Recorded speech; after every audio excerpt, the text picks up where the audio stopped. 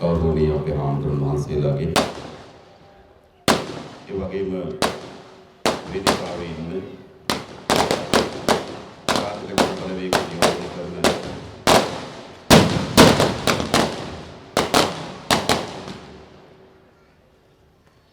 ජාතික ජන බලවේග නියෝජනය කරන ආදරේ සහෝදරවරුන් සහෝදරියන් මේ අවස්ථාවට සහභාගී වෙලා ඉන්න ආදරණීය අම්මලා තාත්තලා සහෝදරවරු සහෝදරියන් ඇතුළු සියලු දෙනාගෙන් අවසරයි.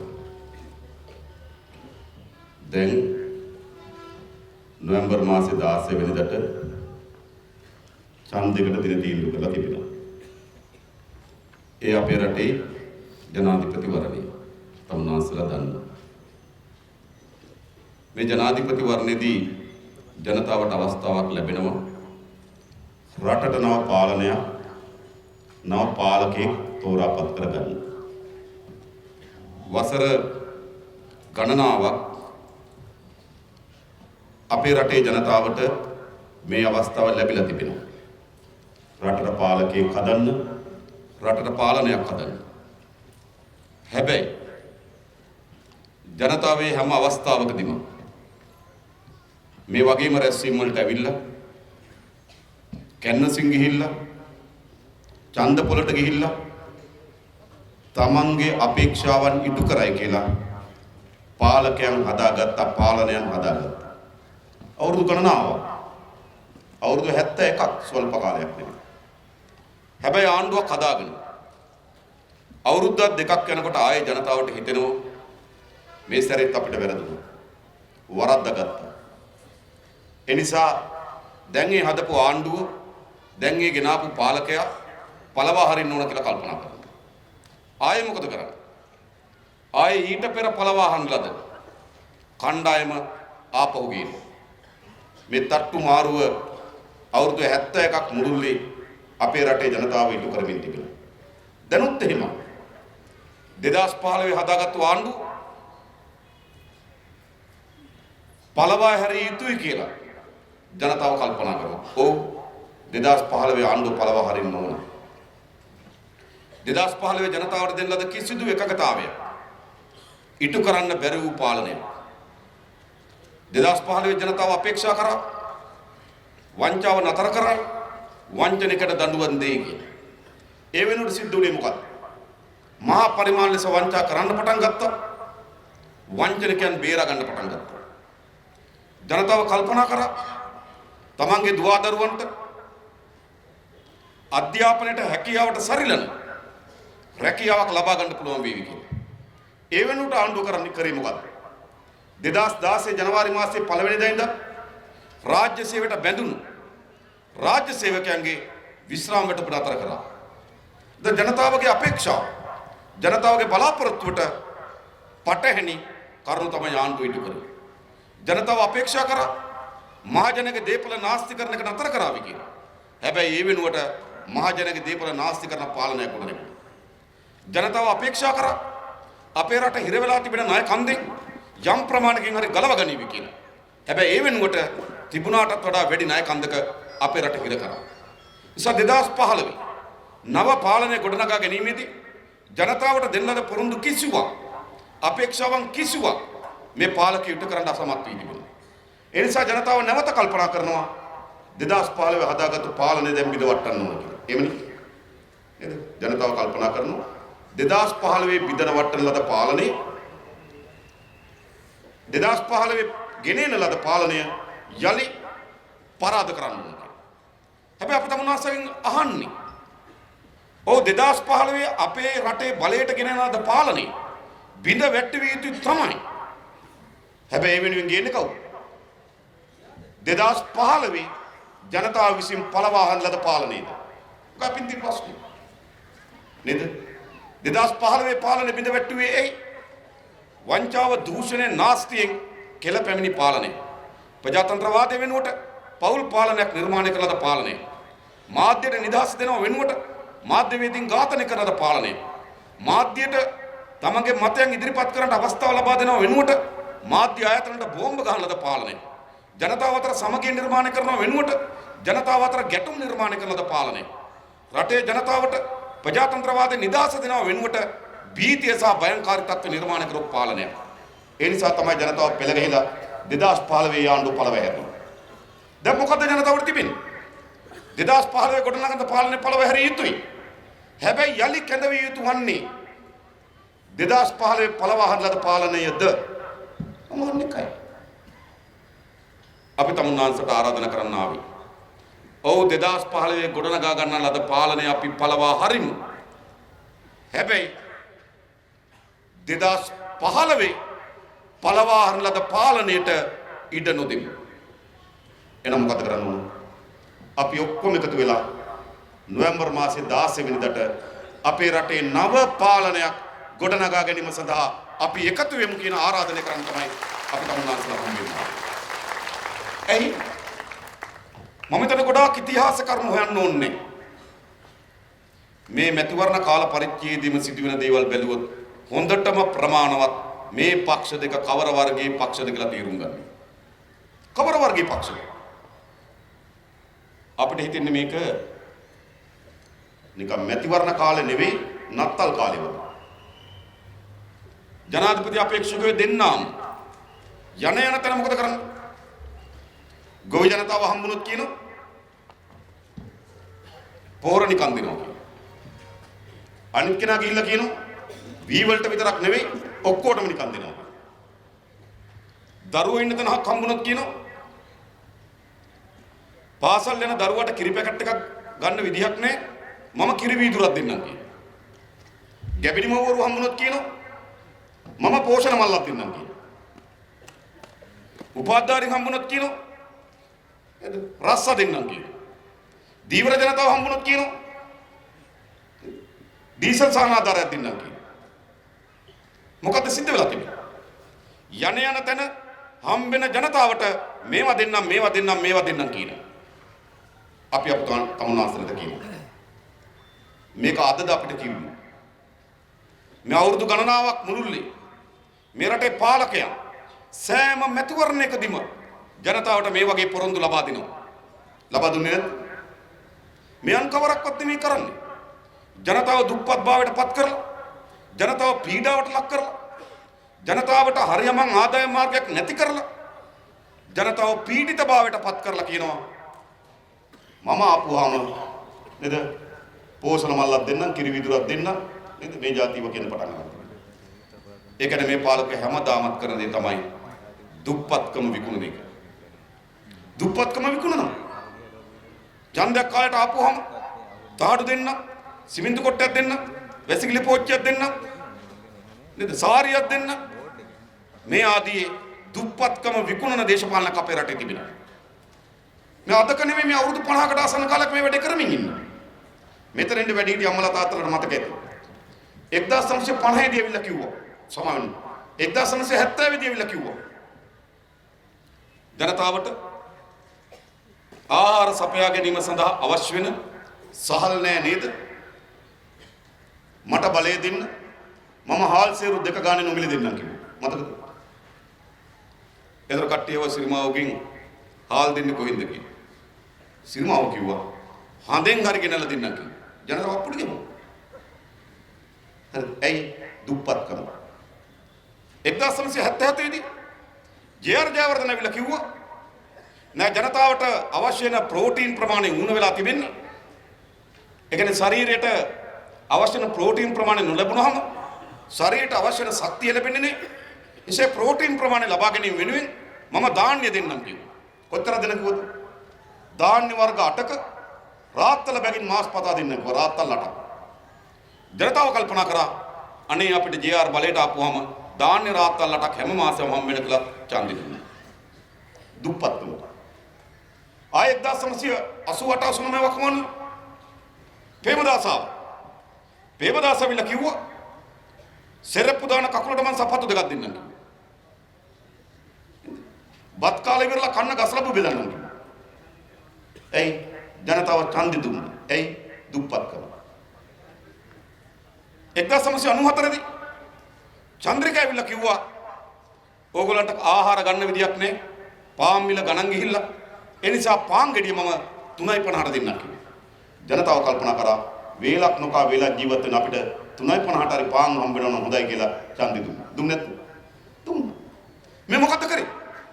මේ පාලකයන් හැමදාම අපේ රටේ ජනතාව දුප්පත් භාවයට පත් කරලා අපේ රටේ ජනතාව තමන්ට ආදායම් මාර්ගයක් නැති වෙන තත්ත්වයට පත් කරලා මේ දුප්පත්කම විකුණුවා. එනිසා දැන් දශක ගණනාවක් තිස්සේ මේ පක්ෂ දෙක සිදු කරන කාර්යය තමයි දුප්පත්කම විකුණනවා. අපි අහන තමුන්වහන්සේලාට අපිට ආණ්ඩුවක් ඕන දුප්පත්කම විකුණන ආණ්ඩුවක්. සමෘද්ධිය දෙන්නම් කියනවා. දැන් බලන්න සමෘද්ධිය පවුල් ලක්ෂ 20කට දෙනවා. ලක්ෂ 14කට දෙමින් හිටියේ. ඒක ලක්ෂ 20 දක්වා වැඩි කරා. ලක්ෂ 20ක් කියලා කියන්නේ ආසන්න වශයෙන් ගත්තොත් අපේ රටේ මුළු පවුල් සංඛ්‍යාවෙන් 3/1. ආණ්ඩුවේ කියන්නේ මොකද? රටේ මුළු පවුල් සංඛ්‍යාවෙන් 3/1කට පවුල් 3ක් ගත්තොත් එක පවුලකට සමෘද්ධි සහනාධාරය නැතුව ජීවත් වෙන්න බෑ කියලා ආණ්ඩුවම කියනවා. අවුරුදු 71ක් රට පාලනය කරා. ලංකාවේ පවුල් වලින් 3/1ක් සමෘද්ධි සහනාධාරයෙන් ජීවත් වෙන තත්ත්වයක් ඇති කරාන. කියන්නේ මොකද්ද? දුප්පත් භාවය වර්ධනය කරා. දුප්පත් භාවය වර්ධනය කරමින් දුප්පත් නැති බැරිකම ඇති කරමින් සිද්ධ කරමින් තිබෙන්නේ කුමක්ද? මැතිවරණවලදී මේ දුප්පත් භාවය විකුණනවා. සෑමදාමත් මේ පාලකයන් අපේ රටේ දුප්පත් භාවයෙන් රටේ ජනතාව ගොඩ ගැනීම සඳහා සැලැස්මක් නැහැ. ඒගොල්ලෝ හැමදාම කරන දේ තමයි දුප්පත් භාවය විකුණන එක. අපි තමුන්වහන්සේට ආරාධනා කරනවා. මේ රටේ පහළ පන්ති අපි ඔක්කොම එකතු වෙලා නව ආණ්ඩුවක් හදාගමු. ඒ ආණ්ඩුවන් කවරක්වත් නෙවෙයි දුප්පත් භාවය විකුණන ආණ්ඩුවක් නෙවෙයි. දුප්පත් භාවය අපේ රටින් තුරන් කරන පාලනයක් අපි ගොඩනගා ගන්නවා. දුප්පත් භාවය තුරන් කරන්න. මතක තබා ගන්න. දුප්පත් භාවයේ ප්‍රශ්නේ අතේ මුදල් නැතිකම නෙවෙයි. සාක්කුවේ මුදල් නැතිකම විතරක් නෙවෙයි දුප්පත් භාවයේ ප්‍රශ්නේ. දුප්පත්කම විසින් විශාල සමාජ අර්බුද ගණනාවක් නිර්මාණය කරනවා. දුප්පත් භාවය අධ්‍යාපනය අතර සම්බන්ධයක් තිබෙනවා. දුප්පත් නම් නූගත් භාවයෙන් වැඩි. එයි අධ්‍යාපන ලබා ගැනීම සඳහා අවශ්‍ය කරන පහසුකම් ටික දුප්පත් නන්නේ. එම් දුප්පත්කමයි අධ්‍යාපන අතර සම්බන්ධයක් තිබෙනවා. දුප්පත්කමයි නූගත් භාවය අතර සම්බන්ධයක් තිබෙනවා. ඒ විතරක් නෙවෙයි. දුප්පත් නම් නිරෝගී සම්පන්න ජීවිතයක් නෑ. තමන්ට නිසි පරිදි බේතක් හේතක් මිලදී ගැනීම සඳහා අවශ්‍ය වන මානසික නිදහස ලබා ගැනීම සඳහා අවශ්‍ය වන කායික ශක්තිය ලබා ගැනීම සඳහා හැකියාවක් නැහැ දුප්පත් නම්. එහෙනම් දුප්පත් නම් ලෙඩ රෝග වලින් වැඩි ප්‍රමාණයක් වැළඳෙන ජනතාවක් ඇති වෙනවා. ඒ විතරක් නෙවෙයි. දුප්පත් නම් සමාජයේ නොසලකිලිට භාජන වෙච්ච වෙන කණ්ඩායමක් බවට පත් වෙනවා. අපේ පොලිසිය මහතුරු මාවුන් ඉටු කරන රාජකාරියට ඒ ගෞරවය ඒ විදිහටම දෙමින්. හැබැයි දුප්පත් කෙනෙකුට පොලිසියට ගිහපුවම කාර්යයක් ඉටු කරගන්න අමාරුයි. දුප්පත්කමෙන් පෙළෙන කෙනෙක් බස් එකකට නැංගුවොත් මොකද සිද්ධ වෙන්නේ? දුප්පත්කමෙන් පෙළෙන කෙනෙක් රජ කාර්යාලයකට ගියොත් මොකද සිද්ධ වෙන්නේ? ඉතින් දුප්පත් භාවය කියලා කියන්නේ මුදල් ගැවසෙන්නේ නැතිකම විතරක් නෙවෙයි. දුප්පත් භාවය විසින් දුප්පත් භාවයේ පතුලේ ජීවත් වෙන ජනතාවට විශාල සමාජ අර්බුද ගණනාවක නිර්මාණය කරනවා. හරියම වාතාශ්‍රය සහිත නිවසක් නැහැ. හරියම වැසිකිලි පහසුකම් නැහැ. පිරිසිදු වතුර ටිකක් නැහැ. නිසා දුප්පත් භාවය කියලා කියන්නේ මිනිස් ජීවිතයකට විය හැකි සියලුම පන්නේ ව්‍යසනයන් දුප්පත් භාවයත් එක්ක ජනතාවට ඇති කරනවා. මේක මම හොඳින් දන්නවා. මොකද අපි ඈත ගම්වල ඉපදුණු අය. අපේ අම්මලා තාත්තලා තමන්ගේ කුඹුර වගා කරලා ලැබෙන ආදායම තමන්ගේ පවුල නඩත්තු කරන්නේ කොහොමද කියලා කල්පනා කරපු අය.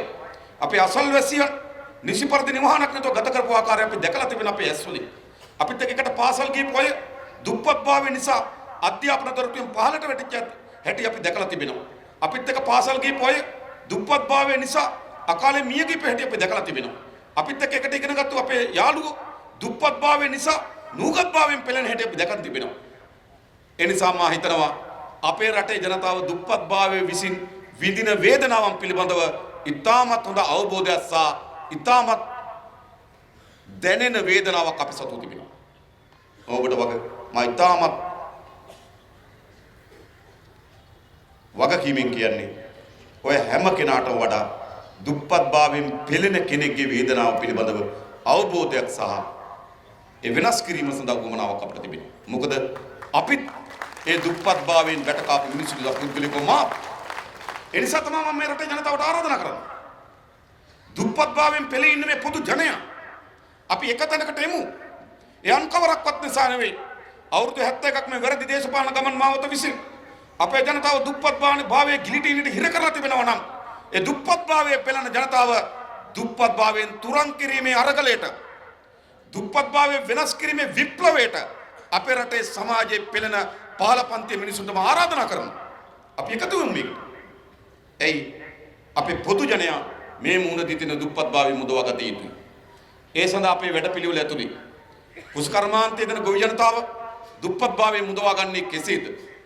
ඒ පිළිබඳ දැක්ම අපි ඉදිරිපත් කර තිබෙනවා. කුසකර්මාන්තයේ ඉතා හොඳ ආදායම් සහිත කර්මාන්ත බවට පරිවර්තනය කරන්නේ කොහොමද?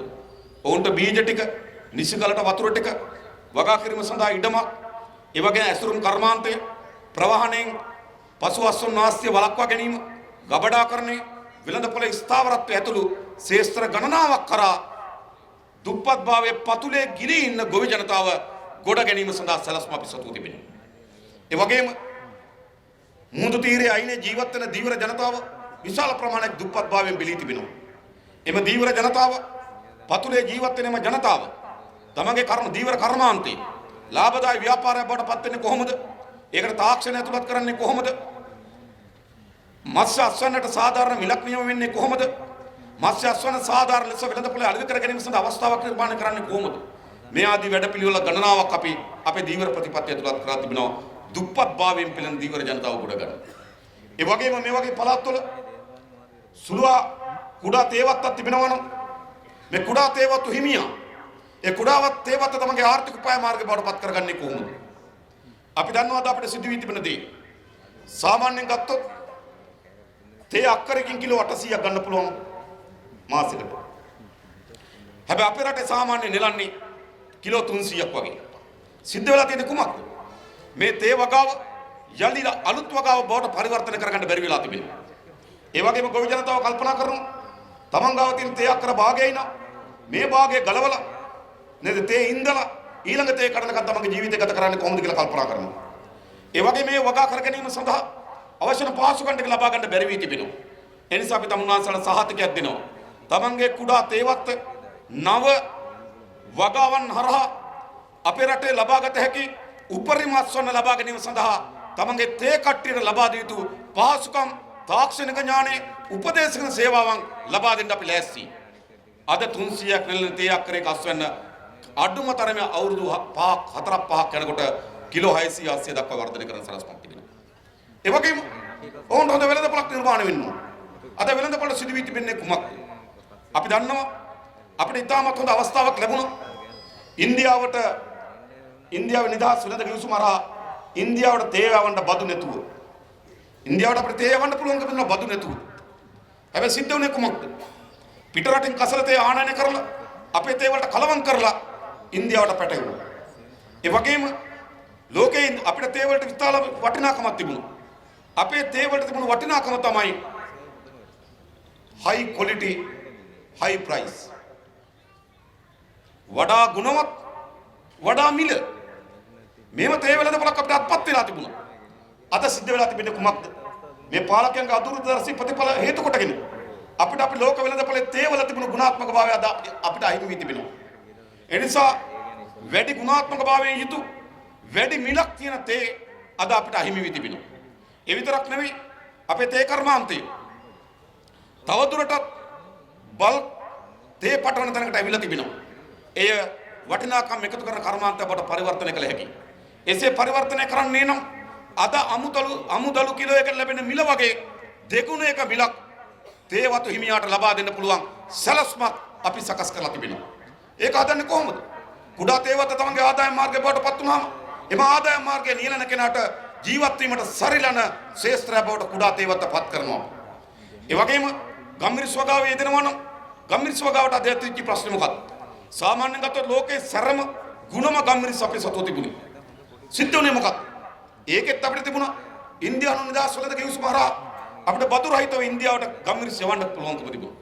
ඉන්දියාව කියන්නේ විශාල වෙළඳපොළක්. ඒ නිසා අපිට ඉන්දියානු වෙළඳපොළට බදු නැතුව අපේ ගම්මිරිස් යවන්න පුළුවන්. ඒ නිසා ඉන්දියාව වෙළඳපොළ අපේ ගම්මිරිස් ලාභයි. ඒතර ඉන්දියාව වෙළඳපොළ අපේ ගම්මිරිස් වැඩියෙන් විකිනෙනවා. වැඩියෙන් විකිනෙන්න අපිට පුළුවන්කම දෙනවා ඉන්දියාවට ගම්මිරිස් යවන්න. හැබැයි සිද්ධ වුණේ මොකක්ද?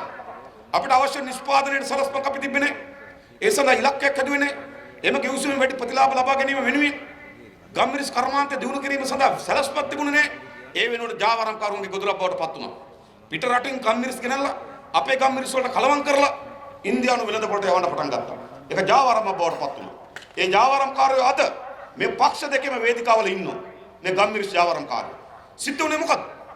අපේ රටේ ගම්මිරිස් වල තිබුණ මිල පහළ බැස්සා. රුපියල් 1100ට 1200ක ගම්මිරිස් කිලෝව රුපියල් 300ට 350ට බහින තත්ත්වයක් නිර්මාණය වුණා. ඒ නිසා අපි ඔයගලන්ට සහතිකයක් දෙනවා. ලාංකීය ගම්මිරිස් වල තිබුණු අනන්‍යතාවය, ඒ තිබුණු ගුණාත්මක භාවය, ඒ තිබුණු වටිනාකම, ඒ සඳහා තිබුණු වෙළඳපොළ ඉල්ලුම යලි සකස් කරලා අපේ රටේ ගම්මිරිස් ගොවියාට සාධාරණ මිලක් ගම්මිරිස් වගාව වෙනුවෙන් ලබා දෙන සලස්මක් අපි නිර්මාණය කරනවා. ඇයි මේ කියන්නේ? මේ අන්කවරක්වත් මේ ප්‍රතිපත්තිය. ඒ ජනතාව නියැලෙන ආර්ථික දියුණු කරන්නේ නැතුව ඒ ජනතාවගේ ජීවන තත්ත්වය උසස් කරන්න බෑ. කුසල කර්මාන්තය දියුණු කරන්නේ නැතුව ගොවි ජනතාවගේ දුප්පත්කම නැති කරන්න බෑ. දීවර කර්මාන්තය දියුණු කරන්නේ නැතුව දීවර ජනතාවගේ දුප්පත්කම නැති කරන්න බෑ. කුඩා තේ කර්මාන්තය යෙදෙන කෙනාගේ ජීවිතේ උසස් කරන්න බෑ. කුඩා තේ කර්මාන්තය දියුණු වෙන්නේ නැතුව ගම්මිරිස් වගා කරන ගොවියාගේ ජීවිතය උසස් කරන්න බෑ. ගම්මිරිස් වගාව ආදාය මාර්ග බවට පත් කරන්න බෑ. කිරි කර්මාන්තය යෙදෙන ගොවියාගේ ජීවිතය උසස් කරන්න බෑ. නේද? කිරි කර්මාන්ත ලාභදායී ව්‍යාපාරය බඩපත් කරන්නේ නැතුව. ඒ නිසා අපි තාම දිගු සහ ශක්තිමත් සලස්ම සකස් කරලා තිබෙනවා. ඒ ශක්තිමත් සලස්මන් කවරක්වත් නෙවෙයි. ග්‍රාමීය ජනතාව නියැලෙන ආර්ථික ප්‍රභවය. ග්‍රාමීය ජනතාවගේ ආර්ථිකයත් එක්ක සම්බන්ධතාවය තිබෙන ස්ථානයේ ඒ කුස් කර්මාන්තයේද, ඒ දීවරද, ඒ කුඩාතේ කර්මාන්තයේද, ඒ ගම්මිරිස් වගාවද, ඒ එනසාල් වගාවද, ඒ කුරුඳු වගාවද අන්න ග්‍රාමීය ජනතාවගේ නියැලෙන ආර්ථික ප්‍රභවය සංවර්ධනය කරනවා. ඒ සංවර්ධනය කිරීම හරහා තමයි අපේ රටේ දුප්පත්කම තුරන් කිරීම පිළිබඳ සාහිත්‍යයක් අපි ඔයගලන්ට ලබා දෙනවා. දුප්පත්කම ඉවත් කරනවා. ඒ වගේම මම විශ්වාස කරන අපේ අලුත් තරුණ පරම්පරාව නව ව්‍යවසායකයන් බවට පරිවර්තනය කළ යුතුයි. ඔයගොල්ලෝ දන්නවා සාමාන්‍යයෙන් පහුගිය කාලේ ටිකක් කොරියාවට වැඩියෙන් ගියා කෑගල්ල. එහෙමද? ආතවුද? කමක් නෑ. හොඳයි නේ. කොරියාවට වැඩියෙන් ගියා කෑගල්ල. හොඳයි. ඒතර කොරියාවේ අවුරුදු 5ක් 6ක් වැඩ කරලා ලක්ෂ 25ක් 30ක් හොයාගෙන ලංකාවට එනවා. ලංකාවට එනකොට එන්නේ ඒක විශාල බලාපොරොත්තුකින්. එයා කල්පනා කරනවා ලංකාවට ඇවිල්ලා මේ ලක්ෂ 30 නේද 25 30 වියදම් කරලා කුඩා ව්‍යවසායකයෙක් බවට පත් වීම අරමුණක් එයාට තියෙනවා. ඒ ඇවිල්ලා මොකද්ද කරන්නේ? සමහර අය ඇවිල්ලා බැකෝ යන්ත්‍රයක් මිලදී ගන්න. සමහර අය ඇවිල්ලා අර ලොකු ලොරි දෙකක් මිලදී ගන්න. පස් අදින්න. නේද? සමහර අය ඇවිල්ලා ගෝයන් කපන මැෂිමක් මිලදී ගන්න. සමහර අය ඇවිල්ලා කුඩා හાર્ඩ්වෙයාර් එකක් දාන්න. සමහර අය ඇවිල්ලා කුඩා මල් වගාවක් පටන් ගන්නවා. තව සමහර අය ඇවිල්ලා බිම්මල් වගාවක් පටන් ගන්නවා. ඇයි? ඒගොල්ලෝ කල්පනා කරනවා මොකද්ද? Taman උපයා ගන්නාලාද මුදල ආයෝජනයක් කරලා කුඩා ව්‍යවසායකයෙක් බවට පත් වෙන්න. හැබැයි ප්‍රතිඵල මොකක්ද? අවුරුදු 5ක් 6ක් වැඩ කරලා යුරෝපයේ හෝ කොරියාවේ හෝ ජපානයේ හෝ මුදලක් හොයාගෙන ලංකාවට ඇවිල්ලා අවුරුදු දෙකේ මුදල් ටික නැති කරගන්න. නැති කරගත්තේ නේද? ආයෙ try කරන කොරියාවේ. ඒකයි සිද්ධ වෙන්නේ. කියන්නේ මොකක්ද? අපේ රට සුළු හා මධ්‍ය පරිමාණ ව්‍යවසායකයන් කණ්ඩායමක් අපි නිර්මාණය කරන්න ඕනේ. ඒකට එකක් විදේශගතව වැඩ කරලා මුදලක් උපයාගෙන ඉන්න කණ්ඩායම එම ව්‍යවසායකයන් බවට පත් කිරීම සඳහා එක ප්‍රජාවක්. තව ප්‍රජාවක් ඉන්නව කවුද? අපේ රට කාන්තාව. විශේෂයෙන්ම අපේ රටේ විශ්වවිද්‍යාලවල අද අධ්‍යාපන හදාරණයකින් 70%කට වඩා වැඩි ප්‍රමාණයක් කාන්තාව. වැඩි ප්‍රමාණයක් කාන්තාව. හැබැයි රැකියාවල ඉන්නේ 31%යි. විශ්වවිද්‍යාල වැඩි ප්‍රමාණයක් කාන්තාව බවට පත් වෙලා හිටියට රැකියාවල ඉන්න ඊට වඩා අඩු ප්‍රමාණයක්. ඇයි? මොනතරම් අධ්‍යාපනයක් ලබා ගත්තත් ඇයට තියෙන වෙන සමාජ වගකීම් මරහා ඇය අවසානයේදී ගෘහණියක් වෙලා කෙලවර වෙනවා. දරුවෝ බලා ගන්න, අම්මා තාත්තට සලකන්න, ගේ දොර වැඩ ටික කරගන්න. ඒ නිසා රැකියාවක් නොකරන තත්ත්වයටපත් වී තිබෙනවා. හැබැයි එයාට දැනුමක් තිබෙනවා. එයාට හැකියාවක් තිබෙනවා. අන්න එයාට පුළුවන්කම තිබෙනවා නිවසේ ඉඳගෙන සුළු මධ්‍ය පරිමාණ ව්‍යවසායකයෙක් බවට පත් වෙන්න. ඒ අයකත් හොඳ ප්‍රජාවක්. ඒ වගේම උසස් පෙළ සමත් වෙලා යම් යම් නිපුණතාවයක් ගත්තු විශාල තරුණ පරම්පරාවක් ඉන්නවා. ඒ තරුණ පරම්පරාවත් අපරට සුළු හා මධ්‍ය පරිමාණ ව්‍යවසායකයන් බවට පත් කළ හැකියි. එනිසා අපි විශ්වාස කරන අපේ රටේ ආර්ථිකයේ එන්ජින් එක අපේ රටේ ආර්ථිකයේ ප්‍රබලතම තැන බවට අපත් කරන්නේ සුළු හා මධ්‍ය පරිමාණ ව්‍යවසායකයන්. මතකද බබා? අපි අලුත් ව්‍යවසායක පැලැන්තියක් නිර්මාණය කරන අපේ රටේ. අලුත් තරුණ පරම්පරාව, ගෙදර ඉන්න ගෘහණිය, විදේශගත වෙලා ඉන්න තරුණය, ඉගෙනගෙන ඉන්න තරුණය මේ හැමදෙනාම නව ව්‍යාපාරිකයෙක් බවට ව්‍යවසායකයෙක් බවට පත් කිරීමේ සලස්මක් අපි සතු තිබෙනවා. අපි ඒ තරුණ ප්‍රජාවට ආරාධනා කරන්නේ ඔබට ඊටමත් නීරස රළු රැකියාවක් වෙනුවට පාන්දර පහට නැගිටිනවා නේද? 6ට බස් එකට නගිනවා, 8:00ට කාර්යාලයෙන් බහිනවා, 7ට ආපහු බස් එකට නගිනවා, 5:00ට ගෙදරට නේ 7 විතර වෙනකොට ගෙදරට එනවා, ඇඟ පොඩ්ඩක් හොදා ගන්නවා, ටීවී එකේ නාට්‍යයක් බලනවා, කෑම ටිකක් කනවා, නිදා ගන්නවා. මොන ජීවිතයක්ද අපේ තරුණයන්ට තියෙන්නේ? ඊටමත් රළු නීරස ජීවිතයක් තිබෙනවා. එවෙන්රේ හැම කෙනාටම ස්වයංව වර්ධන වෙදී හැකි නව ව්‍යවසායකයන් බවට පත් කරනවා. ඒක කරන්නේ කොහොමද? අද අපේ රට කොරියාවෙන් එන තරුණය, ගමේ ව්‍යවසායකයෙක් බවට පත් වෙන කැමති තරුණය, ගෙදර ඉන්න ගෘහණිය මොකද්ද තමන්ගේ ව්‍යවසායක ක්ෂේත්‍රයට පත් කරගන්නේ? මොකද්ද තියෙන දැනුම? මොකද්ද තියෙන ඉලක්කය? කිසිවක් නැහැ. එහා ගෙදර බිම්මල් වගා කරොත් මේ ගෙදර කෙනෙක් කල්පනා කරලා බිම්මල් වගා කරොත් හරි කියලා. එහා ගෙදර කිරියාරක් දෙන්න ගෙනවොත් මේ ගෙදර කල්පනා කරන කිරියාරක් දෙන්න ගෙනවොත් හරි කියලා. එහා ගෙදර කෙනා මල් වගාව කරොත් මෙහා ගෙදර කෙනෙක් කල්පනා කරන මල් වගාව කරොත් හරි කියලා. පාරේ ඔයගොල්ලෝ බැලුවොත් මේ කෑගල්ල ඉඳන් මහා නුවරට යනකම් තියෙන හැම පාරයිනේ තියෙන හැම ගෙදරකම තියෙනවා කඩකාමුරි. ගියා පාරයිනේ තියෙනවා කඩකාමුරිකුත් තියෙනවා. ඉතින් ආරම්භයේම කඩයක් දානවා. අපි දැකලා තියෙන ඕන තරම් ඉස්සලම් පටන් ගන්න කොත්තු කඩය. කොත්තු ලෑලි ගෙනල්ලා අර පාට මොකද්ද කොඩි එල්ලලා නේද පාට බල්බ් එල්ලලා කොත්තු කඩේ දානවා. ඒ මාස දෙකක් යනකොට කොත්තු කඩේ පාඩු. ඊට පස්සේ කොත්තු කඩේ වහලා බියුටි සැලොන් එකක් දානවා. ඊළඟ දවසේ උනට බියුටි සැලොන් එකක්. තරුණියගේ ෆොටෝ එකක් දාලා මංගල ඡායාරූප දාලා බියුටි සැලොන් එකක් දානවා. ඒක ටික දවසක් යනකොට ආයෙ පාඩු. ඊට පස්සේ කරන්නේ මොකද්ද? බියුටි සැලොන් එක වහලා හાર્ඩ්වෙයාර් එකක් දානවා. ඊට පස්සේ දෙනවා ගල් වැලි විකිණීමට තරවල බෝඩ් එක. බලන්න. ඊට පස්සේ ඒකත් පාඩු. ඊට පස්සේ කඩේ වහලා ත්‍රිවිල් එකක් ගන්නවා. ත්‍රිවිල් එක අරන් දුවනවා. ත්‍රිවිල් එක දුවන්න කියලා ලීසින් හිර වෙනවා. ඊට පස්සේ මොකද කරන්නේ? ත්‍රිවිල් එක විකුණලා නෝන රට යවනවා. ඔන්න ව්‍යවසායකගේ ජීවිතේ. උන්නත වට ඒක නෝන රට එන කොම හත් රට යනවා. අන්තිමට මේ සුළුහා මධ්‍ය පරිමාණ ව්‍යවසායකෙක් වෙන්න ආවේ. වෙන්දවිල අත්තිමට සිද්ධ වෙලා තියෙන දේ තමයි එක බිරිඳ රට යවලා එක ස්වාමියා රට යවලා ණය වලින් බේරෙන්න සිද්ධ වෙලා තිබෙනවා. ඒ සිද්ධ වෙලා තියෙන මොකද? ලෝකේ තව දුරටත් ව්‍යාපාර පටන් ගන්න ඉවට නෙවෙයි. එහා ගෙදර මල් වග පින්න මේ ගෙදරත් මල් වවනෝ නෙවෙයි. එහා ගෙදර බිම්මල් නිසා මේ ගෙදරත් බිම්මල් නෙවෙයි. ඒක ඉතිහාසයේ. දැන් ලෝක ව්‍යාපාර ඇති වෙන මොනව මතද? දත්ත, තොරතුරු, ඒ මත ගොඩනගෙන පුරෝකතන. කොහොමද තියෙන වෙළඳපොළ? වෙළඳපොළ හැසිරීම කුමක්ද? ඒ අනුව ලබන අවුරුද්දේ මොනවට වැඩිපුර ඉල්ලීමක් එයිද? තව අවුරුදු 5කින් අපේ කිරි ශේත්‍රය කොතෙන්ද යාවිද? තව අවුරුදු 5කින් අපේ රටේ මල් කොච්චර ප්‍රමාණයක් අවශ්‍ය වේවිද?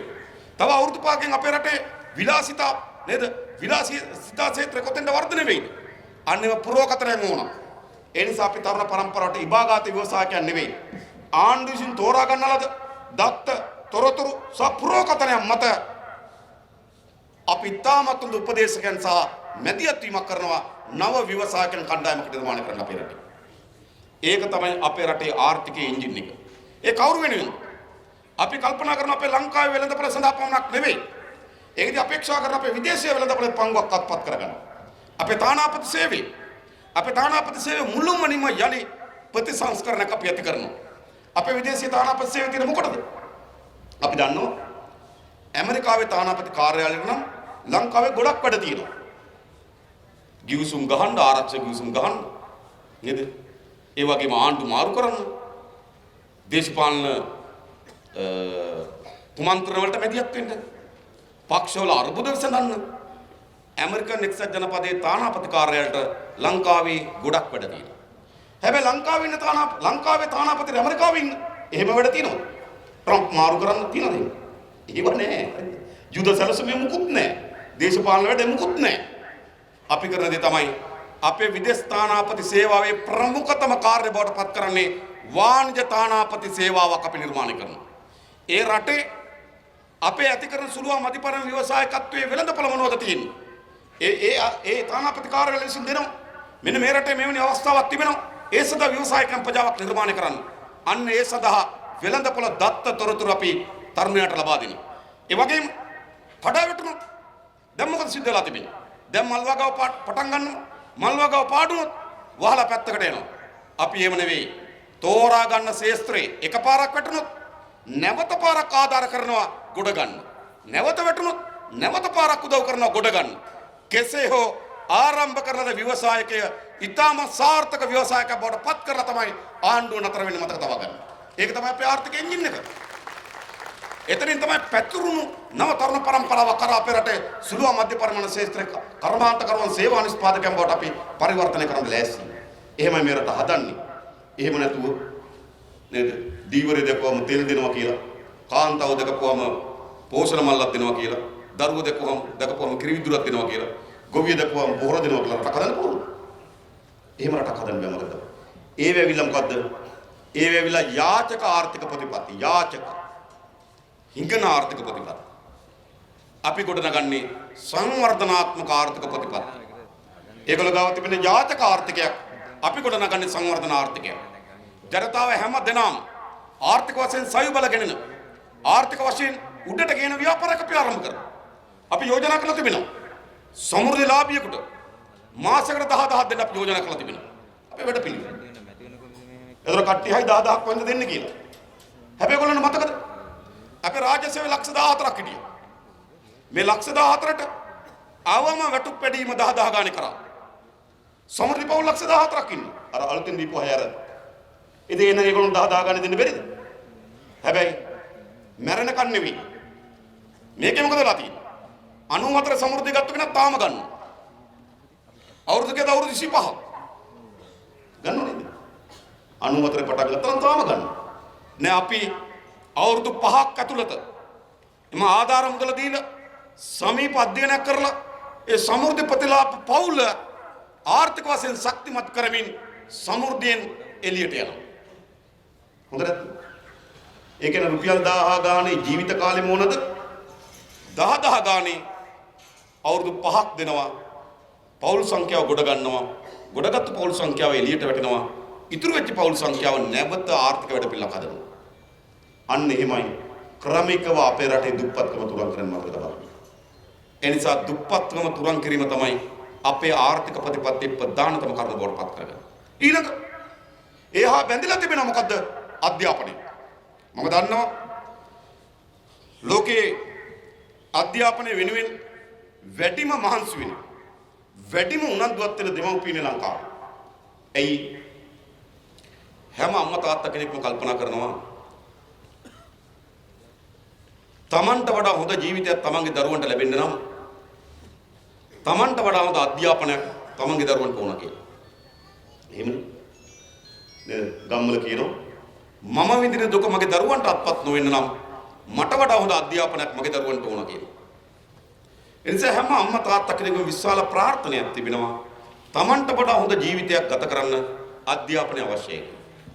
ඒකේ ශක්තිතාවයක් තිබෙනවා. අධ්‍යාපනයයි දුප්පත්කමයි අතර සම්බන්ධයක් තියෙනවා. එහෙමත් එකක් තියෙනවා. දුප්පත් රේඛාවෙන් පහළ ජීවත් වෙන බලුවොත් නූගත් භාවයත් වැඩි. අධ්‍යාපනයයි නේද දුප්පත් භාවය අතර ප්‍රශ්නයක් තියෙනවා. සම්බන්ධයක් තියෙනවා. අධ්‍යාපනයයි අපරාධය අතර සම්බන්ධයක් තියෙනවා. හිරගත වූවන් බලපුවහම හිරගත වූවන්ගෙන් 70%කට ආසන්න ප්‍රමාණයක් සාමාන්‍ය පෙළ සමත්. අධ්‍යාපනය අඩු නම් අපරාධ වලට හවුල් වෙන ප්‍රමාණය වැඩි. අධ්‍යාපනයේ අපරාධය අතර සම්බන්ධයක් තියෙනවා. අපේ රටේ මත්කුඩු වලට මාරාන්තික ලෙස ඇබ්බැහි වෙච්ච ප්‍රමාණය ඉන්නවා ලක්ෂයක්. ඒ ලක්ෂයෙන් ආසන්න වශයෙන් ගත්තොත් 75000ක් විතරම සාමාන්‍ය පෙළ සමත්. ඒකට මොකක්ද? අධ්‍යාපනයයි මත්ද්‍රව්‍ය වලට ඇබ්බැහි වීම අතර සම්බන්ධයක් තියෙනවා. නූගත් භාවයේ මත්ද්‍රව්‍ය වලට සම්බන්ධ. නූගත් භාවයේ අපරාධ වලට සම්බන්ධ. නූගත් භාවයේ දුප්පත්කමට සම්බන්ධ. ඒ නිසා අපි විශ්වාස කරනවා අපේ රට ගොඩනැංවීමේදී ඊළඟ වැදගත්ම සංවර්ධන මාවත තමයි අධ්‍යාපනය. ඒ නිසා අපේ පාලනයක් යටතේ අපි වැඩිම ප්‍රමුඛතම කාර්ය බවට පරිවර්තනය කරන්න ඊළඟ අධ්‍යාපනය. එයි අපේ රටේ වර්ග කිලෝමීටර් 65610 තියෙනවා. ජනගහනය ඉන්න මිලියන 21ක්. ආසන්න වශයෙන් ගත්තොත් වර්ග කිලෝමීටර් එක ජීවත් වෙනවා 343 දෙනෙක්. ඒක විශාල සංඛ්‍යාවක්. ලෝකේ වැඩිම ජනගහනය ඉන්න චීනෙ අපිට තරම් ජනගණත්වයක් නැහැ. ඒ නිසා වර්ග කිලෝමීටර් 65610ක කෝටි දෙක ඉක්මවන ලද ජනතාවක් ඉන්නවා. ඒ නිසා අපේ භූමියත් එක්ක සංසන්දනය කරලා බලපුවාම අපේ ජනගහනය විශාලයි. ඒ නිසා අපිට විශාල සම්පත් වලින් අනුුණ රටක් නෙවෙයි. ඒ නිසා අපේ සරස්ව අපි නිර්මාණය කරන්න කැමති මානව සම්පත දියුණු කිරීම තමයි අපේ සංවර්ධනයේ මාවත. මානව සම්පත දියුණු කිරීමේදී වැදගත්ම ක්ෂේත්‍රය තමයි අධ්‍යාපනය. සාමාන්‍යයෙන් අපේ රටේ ගත්තොත් පළවෙනි පන්තියේ දරුවෝ ඇතුළත් වෙනවා 3,30,000. මේ 3,30,000යි ළමුන් 38,000 112 සාමාන්‍ය පෙළ ලියන්න කලින් පාසල හැර යනවා. ඒකේ ළමයි 100ක් පළවෙනි පන්තියට ඇතුළත් වුණොත් සාමාන්‍ය පෙළ ලියන්න කලින් ළමයි 12 දෙනෙක් පාසල අත්හැර යනවා. ඒත් මේ රටේ දරුවෝ කවරෝ අම්මා තාත්තා කෙනෙක්ගේ දරුවෙක් මොනතරම් බලාපොරොත්තු තියාගෙනද යවන්නේ? හැබැයි දරුවෝ 38000 සාමාන්‍ය පෙළට කලින් පාසල අත්හැර යනවා. ඊළඟ සාමාන්‍ය පෙළ ලියලා තව ප්‍රමාණයක් අත්හැරලා යනවා. උසස් පෙළ ලියලා තව ප්‍රමාණයක් අත්හැරලා යනවා. අවසානයේදී 28000 විශ්වවිද්‍යාල වලට යනවා. 3,30,000 දරුවෝ පළවෙනි පන්තියට ඇතුළත් වෙලා අවසානයේදී උසස් අධ්‍යාපනයට යන්නේ 28000යි. 108යි. 100ක් පළවෙනි පන්තියට ඇතුළත් වුණොත් 8 දෙනා විශ්වවිද්‍යාලයට යනවා. ඉතින් දෙමාපියක බලාපොරොත්තු කොහෙද සම්පූර්ණ වෙලා තිබෙන්නේ? මේ හැම අම්මා තාත්තා කෙනෙක්ම තමන්ගේ දරුවා අධ්‍යාපන දොරටුවට ඇතුළත් කරන්නේ නිපුණතාවයක් හැකියාවක් සහිත අධ්‍යාපන දොරටුවෙන් එළියට එන්නේ. හැබැයි 10 විභාගේ නේද? සාමාන්‍ය පෙළ ලියන්න කලින් කට්ටියක් අතහැර යනවා. සාමාන්‍ය පෙළෙන් තව කට්ටියක් අතහැරලා යනවා. උසස් පෙළෙන් තව කට්ටියක් අතහැරලා යනවා. 28000ක් විශ්වවිද්‍යාලය. අපි තමුන්නාන්සට දෙක සහතිකයක් දෙනවා. මෙන්න මේ தත්ත්වය අපි වෙනස් කරනවා. මොකද්ද අපි කරන්නේ? පළවෙනි පන්තියට ඇතුළත් වෙන දරුවා. ඒ කියන්නේ අධ්‍යාපන දොරටුවෙන් ඇතුළට එන දරුවා. නේද? අධ්‍යාපන දොරටුවෙන් එළියට එන්නේ නැහැ අතරමැදින් කොතනකවත්. එක. හැම දරුවම එළියට එන්නේ එක්ක උපාධිධාරියෙක් ලෙස එක්ක වෘත්තීය නිපුණතාවය සහිත ඩිප්ලෝමාධාරියෙක් ලෙස තමයි හැම දරුවම අධ්‍යාපන දොරටුවෙන් එළියට එන්නේ. ඇතුළත් කරන අධ්‍යාපන දොරටුවට ඒ දරුවා එළියට එන්නේ එක්ක උපාධිය සහිත අධ්‍යාපනයේම තව ඉස්සරහට යන දොරටුවක් විවෘත කරගෙනමි. එහෙම නැත්නම් වෘත්තීය නිපුණතාවය සහිත රැකියාවකට යාම සඳහා දොරටුවක් විවෘත කරගෙනමි. කිසි දරුවෙක් අධ්‍යාපන දොරටුවෙන් අපි අනාථ වෙලා අතරමං වෙලා එළියට වැටෙන්න ඉඩ දෙන්නේ නැහැ. ඒ සඳහා මොකද කරන්නේ? මේක තමයි අපේ අධ්‍යාපනයේ අරමුණ. ඒ අධ්‍යාපනයේ අරමුණ සාක්ෂාත් කර ගැනීම සඳහා අපි මොකද කරන්නේ? 1. පෙර පාසල. ඒතරම අධ්‍යාපනයේ වැදගත්ම තැන. දරුවගේ මුලින් වැඩිම ප්‍රමාණයක් වර්ධනය වෙන්නේ ඒ අවධියේදී. හැබැයි පෙර පාසල මොකද වෙලා තිබෙන්නේ අපේ රටේ? තමුන්නාසලගේ මේ පෙර පාසල පටන් ගත්තේ කොහොමද? උසස් පෙළ කරපු කාන්තාවක් හිටියා. නේද මතකද? ඒ කාන්තාවගේ නේද අයියට අක්කට අහල පළ ළමයි දෙන්නේ 3 දෙනෙක් හිටියා. මෙයා ගෙදර නිකන් ඉන්න බැරි නිසා සාලේ මේ ළමයි 3 දෙනාට උගන්වන්න පටන් ගන්නවා. මොන්ටිසෝරි ආරම්භය. ඉගෙනුවට පස්සේ අහල පහල ළමයි නුත් ඒගොල්ලොත් මේක දකිනවා. ඒ දෙමව්පියොත් කියන මගේ දරුවොත් එවන්නම් කියලා. ළමයි 3-4 දෙනාගෙන් පටන් ගත්ත එක ඔන්න ළමයි 10ක් 15ක් වෙනවා. ඒතර ගෙදර සාලේ ඉඩ මදි වෙනවා. ඊට පස්සේ මොකද කරන්නේ? මිදුලේ හට් එකක් ගන්නවා. හට් එකක් ගාලා පොඩි බංකු ටිකක් හදනවා. දැන් එතන මොන්ටිසෝරිය පටන් ගන්නවා. ඊට පස්සේ മന്ത്രിවරයෙක් ආපුවම ප්‍රතිපාදන වලින් තහඩු ටිකක් ඉල්ලනවා. සෙල්ලම් බඩු ටිකක් ඉල්ලනවා. ඩෙස්පොට් ටිකක් අරන් දෙන්න පටන් ගන්නවා. ඊට පස්සේ ඒක ගමේ මොන්ටිසෝරිය වෙනවා. එහෙම නෙවෙයි හැදුනේ. ගමේ පෙරපාසල හැදුනේම නෙවෙයි. එහෙම තමයි හැදුනේ. අපේ රටේ පෙරපාසල් අධ්‍යාපනය තමයි අවිධිමත්ම අධ්‍යාපනය. හැබැයි දරුවෙක්ගේ මොළයේ වර්ධනය වෙන ප්‍රමාණය හා සංසන්දනය කරලා බැලුවොත් වැදගත්ම අධ්‍යාපනය පෙරපාසල් අධ්‍යාපනය. ඒ නිසා අපි ඕගලන්ට කියනවා පළමු කොටම අපි පෙරපාසල් අධ්‍යාපනය ආණ්ඩුවේ වගකීමක් බවට පත් කරනවා. ආණ්ඩුව වැඩක්. ඉන්න පෙරපාසල් ගුරුවරියන් කවුරුවත් බය වෙන්න එපා. ඒගොල්ලන්ට එතනම පෙර පාසල පවත්වාගෙන යන්න පුළුවන්. හැබැයි ඒ ගුරුවරියට අවශ්‍ය වෙන දැනුම, පුහුණුව, දරුවෙක් හඳුනා ගැනීම, දරුවගේ අංග චලනය තේරුම් ගැනීම වැනි සියලු පුහුණු අපි ලබා දෙනවා වසරක් ඇතුළත. ඇයි එහෙම නැතුව දරුවෝ බාර දෙන්න බෑ ගෙදර හිටපු නිකන් කෙල්ලෙකුට. මම කියන්නේ. ඒ දරුවෝ බාර දෙන්න ඕන විධිමත් පෙර පාසල් අධ්‍යාපනය පිළිබඳ අවබෝධයක් තියෙන ගුරුවරයෙක්. ඒ වගකීමක් බාර ගන්න. ඊළඟේ දරුවා ප්‍රවිෂ්ඨ වෙන පාසලට. පාසල් වල මොකද වෙලා තිබෙන්නේ? 2017 සංඛ්‍යා ලේඛනයක් තිබෙනවා. ලංකාවේ පාසල් 433කට 2017 වසරේ එක ළමයෙක්වත් ඇතුළත් වෙලා නැහැ. පාසල් 433කට එක ළමයෙක්වත් බාර දීලා නැහැ. පාසල් 137කට එක ළමයෙක් බාර දීලා තිබෙනවා. පාසල් 138කට ළමයි දෙන්නයි බාර දීලා තියෙනවා. සමහර ඉස්කෝල තියෙන ළමයි බාර දෙන්නේ නැහැ. 433කට එක ළමයෙක්වත් නැහැ. 137කට එක ළමයි 138ට ළමයි දෙන්නයි. හැබැයි ඒ වගේම පාසල් 36කට ඇප්ලිකේෂන් ලක්ෂයක් එනවා. පාසල් 36කට ඇප්ලිකේෂන් ලක්ෂයක් එනවා. පාසල් 433කට එක ඉල්ලුම් පත්‍රයක්වත් දෙන්නේ නැහැ. ඒ පාසල් අතර විශාල පරතරයක් නිර්මාණය වෙලා තිබෙනවා. ඒ නිසා අපේ දරුවන්ට විශාල දුරක් ගෙවන්න සිද්ධ වෙලා තිබෙන අධ්‍යාපන වෙනුවෙන්. එහෙම නෙවෙයි. මා හිතන්නේ කෑගල්ල දරුවෝ යනවා ඇති මහනුවර ධර්මරාජිට. නේද දරුවෝ? කෑගල්ලෙන් දරුවෝ යනවා මහනුවර නේ.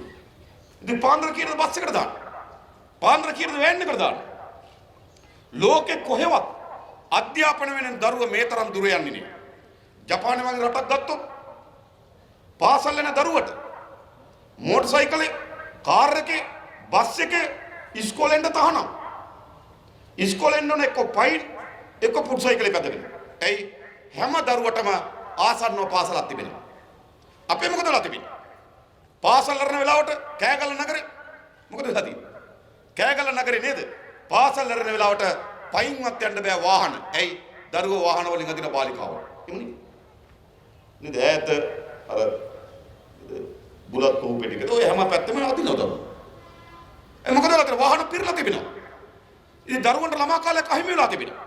මම දන්න සමහර දරුවෝ පාන්දර 4 මාට නැගිටවන්න 6ට වෑන් එකට දානවා 7ට ඉස්කෝලෙන් බහිනවා 1 මාට ඉස්කෝලෙන් නගිනවා 3 මාට 4ට ගෙදරට බහිනවා ගෙදර බැල පැය දෙකක් නිදා ගන්නවා මොකද වෙලා තියෙන්නේ දරුවන්ට කිසි ළමා කාලයක් නැති නීරස ජීවිතයක් රුම කරලා තිබෙනවා ඒ නිසා අපේ අධ්‍යාපන ප්‍රතිපත්තියේ පළවෙනි වගකීම තමයි අපේ පාසල් පද්ධතිය යලි ස්ථානගත කරනවා පාසල් 10062ක් තිබෙනවා මේ පාසල් පිළිබඳ නැවත නිවැරදි සමීක්ෂණයක් කරලා පාසල් යලි ස්ථානගත කරනවා කිසි දරුවෙකුට තමන්ගේ අධ්‍යාපන වෙනුවෙන් කිලෝමීටර 4කට වඩා පාසලක් වෙනුවෙන් යන්න ඉඩ දෙන්නේ නැහැ. උපරිම 4යි. උපරිම. දරුවට පාසලට යන ළඟම තියෙන පාසල. අපි වැඩි හදනවා. ඊළඟ ප්‍රශ්නේ දරුවන්ට මොකද වෙලා තිබෙන්නේ? අද දරුවෝ පාසලට යන්නේ පුරුද්දට. ඉගෙන ගන්න නෙවෙයි. පාසලට යන පුරුද්දට. ඉගෙන ගන්න යන්නේ. ඉගෙන ගන්න යන්නේ ටියුෂන් එකට. මම අහන මෙතන ඉන්න උසස් පෙළ කරන අම්මා තාත්තගේ දරුවෝ. උසස් පෙළ කරන්න තියෙන අවුරුදු 2ක්. දැන් දරුවෝ මාස 6ක් ඉස්කෝලේ යන්නේ. නේද මාස අවුරුදු 2කමාරක්ම ගෙදර ඉන්නේ. සමහර දරුවෝ එක දවසක් ඉස්කෝලේ යන්නේ නේ. මොකද සිද්ධ වෙලා තිබෙන්නේ? දරුවට පාසල තියෙන නමට ඉගෙන ගන්න යන ටියුෂන් එකට. උසස් පෙළ දරුවෝ ඒ කාලයක් තිබුණ අන්තිම මාස 6 ඉස්කෝලේ යන්නේ. ඊට පස්සේ අන්තිම අවුරුද්ද ඉස්කෝලේ යන්නේ. දැන් අන්තිම අවුරුද්ද එකමාර ඉස්කෝලේ යන්නේ. ඉස්කෝලේ කති ඵලය මොකද්ද? සිද්ධ වෙලා තියෙන්නේ මොකද්ද?